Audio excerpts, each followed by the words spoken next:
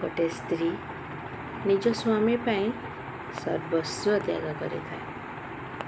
समस्ते पचारे सर्वस्व केमिति त्याग कला शुणु।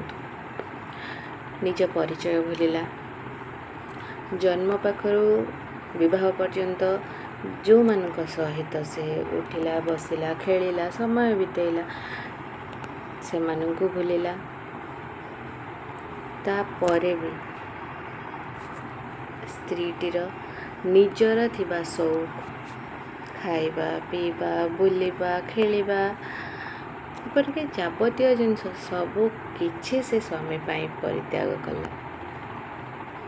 एते सबु करिबा परे भी निज स्त्री प्रति स्वामीर कौनसी कर्तव्य रहिला।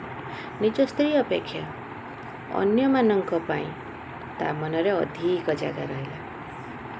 एते सबु हेला परे भी स्वामी ता स्त्री को पचारे, मो पाई कौन करिछ तमे? एते सबु कला परे भी गोटे स्त्री को सुनिबा को हुए जे मो पाई कौन करिछ? समाज को नारी को सिखाए जे पति होउछि परमेश्वर, पति को सब बेले सम्मान देव।